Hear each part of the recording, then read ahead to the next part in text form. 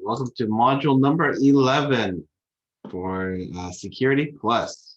I want to make a quick reminder that this class is geared to the 501, which is expiring soon by the end of the semester. So if you're thinking of getting Security Plus certified under the 501, definitely do it before June, or I think it's before May, actually. So before the semester is over, get certified, because the 601 is already here and it will take effect in the summer as the only Security Plus cert.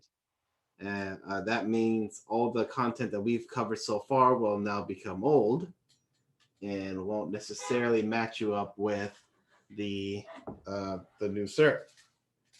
I am already in process of writing the updated class, so just want to give you a heads up of that. So with that, let's jump into the course. As always, a random picture.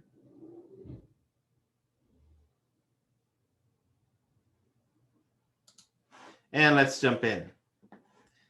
This week is all about authentication credentials. Starting with what you know, passwords. Passwords provide weak protection as there are several attacks that can be launched against them. The primary weakness centers on humans. Are you surprised at that? Passwords place a heavy load on human memory in remembering long and complex passwords, which are difficult for users to memorize. Users have to remember multiple passwords on different accounts. Passwords should be unique to each account, and some policies dictate passwords should be changed every 40 to 60 days. To this end, users take shortcuts like appending or replacing characters while keeping the same password, like password 1, password 2. In most password-based attacks, the attacker attempts to get a copy of the hashed passwords, then use various methods to figure out what the password was. Brute force is the slowest yet the most thorough method. Windows uses LAN Manager and New Technology LAN Manager, LM and NTLM, to hash the password. As you saw in Module 4, it is not secure, yet it's used in all current Windows systems. Attackers don't need to crack NTLM. They can pretend to be the user and send the hash to the remote system to be authenticated, otherwise known as pass the hash. Passwords can also be solved by mask attacks, which uses placeholders for characters in certain positions of the password.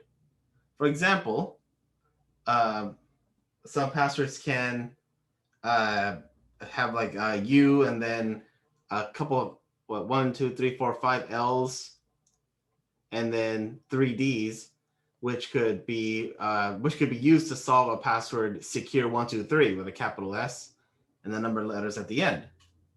This means that the computer has to guess less characters for each spot and find it quickly.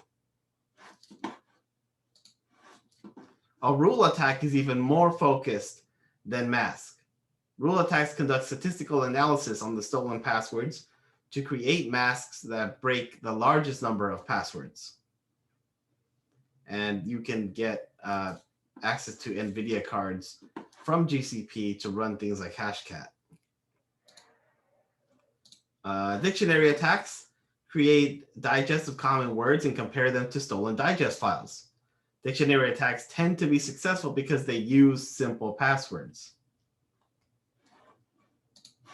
Rainbow tables are large, and by large, I mean terabyte large, with pre-generated data to break passwords.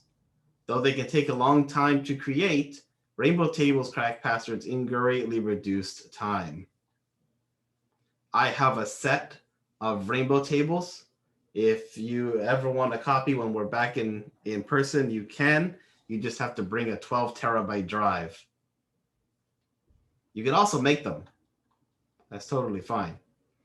The current best practice is to use password managers so that users have separate passwords for each account they have, generating passwords with 20 characters and be completely random. Password digest should be protected with secure algorithms like bcrypt or PBKFD2 with salts to randomize the plaintext password so that if two users have the same password, the hashes will not match. Now, here are some fun facts that all attackers know about passwords. The average password ranges from 7 to 9 characters in length. The average English word is 5 characters long.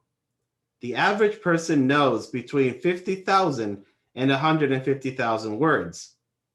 There is a 50% chance a user's password will contain one or more vowels. Women prefer personal names in their passwords. Men prefer hobbies. The most likely to be used symbols are the tilde, the exclamation point, the @, the pound, the $sign, the %, ampersand, asterisk, and question mark. If it's a number, it's usually 1 or 2, sequential, and will likely be at the end. If there are more than one number, it will usually be sequential or personally relevant. If there's a capital letter, it's usually at the beginning, followed by a vowel. 60% of people only use 1 to 3 passwords for all online accounts. 1 in 9 people have a password based on the common top 500 list. Western countries use lowercase passwords, and Eastern countries prefer digits. So if your password matches any one of those descriptions, just know the world already knows and has masks and rules for them. Your password is not secure.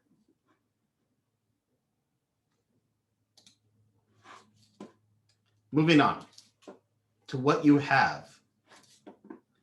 A security token creates a one-time password, OTP, a code that can be used for a limited amount of time. Tokens can either be hardware-based or software-based. A time-based one-time password, TOTP, changes every 30 to 60 seconds. This is most commonly found in password managers like Google Authenticator. HMAC-based one-time password, HTOP, change when an event occurs, such as entering a PIN into a keypad. Smart cards use an integrated circuit chip that holds information that can be used for authentication. These are contactless cards, like proximity cards, that can also fit this role. These cards take advantage of certificates to verify the user attempting to log in.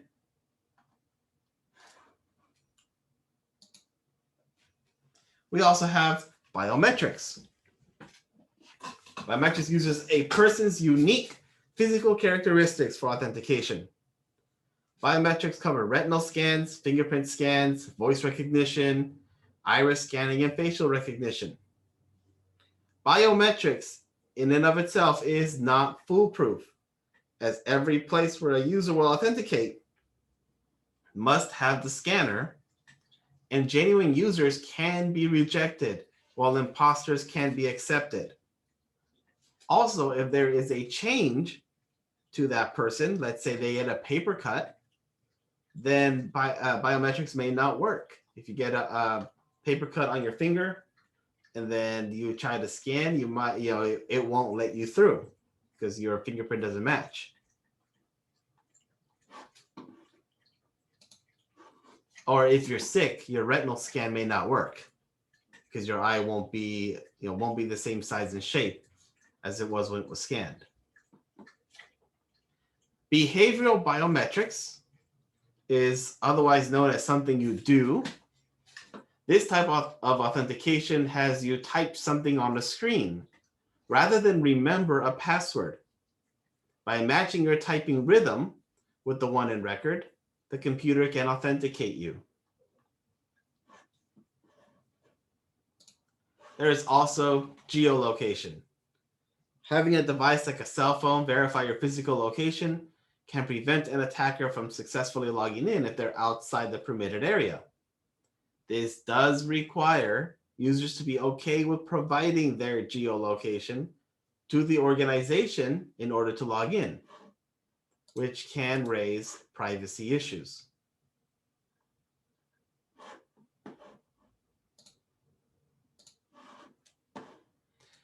Federated identity management allows users to have one username and password and be able to use multiple systems without logging into each time.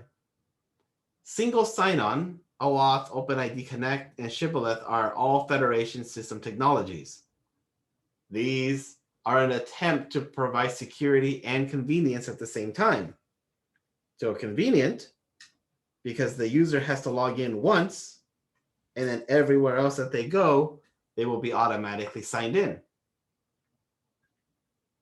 The problem, of course, is if at any point a user is compromised, then everything else becomes compromised. So setting a proper password policy will prevent passwords from being solved. And in the case that password hashes are breached, they can be changed quickly to minimize the attacker's progress.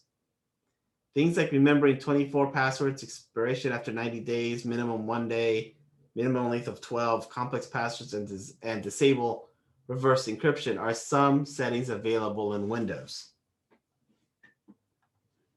But signing in, authenticating is always a challenge because attackers will find new ways around it. And it's up to us to ensure that those who are authorized can log in and those who are not authorized cannot. And if someone unauthorized is able to get in, we can kick them out quickly. Any questions?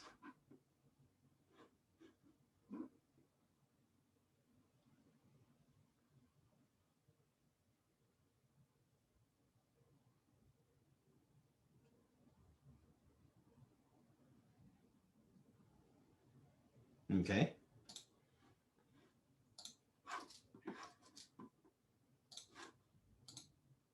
The work ahead this week is to complete rooms within the subject. I provided 2 as an example. You can find a third.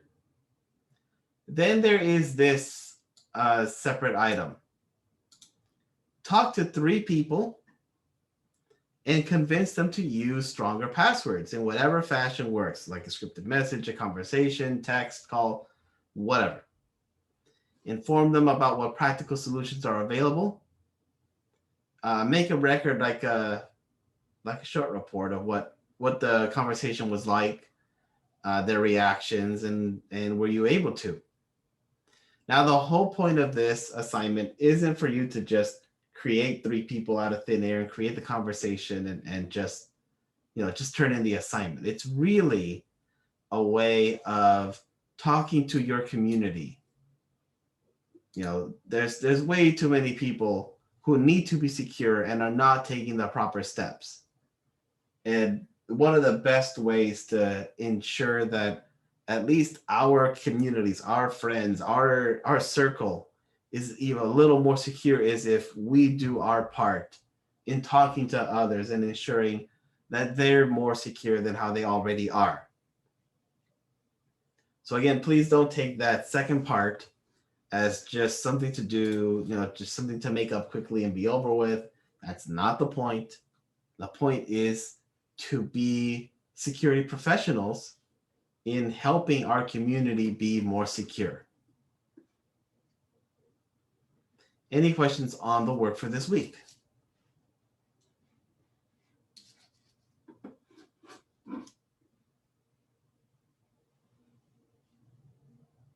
Awesome.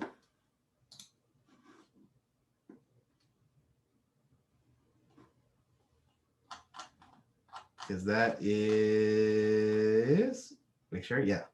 So these 2 do work. I just tested these links earlier. Crack the hash and break it.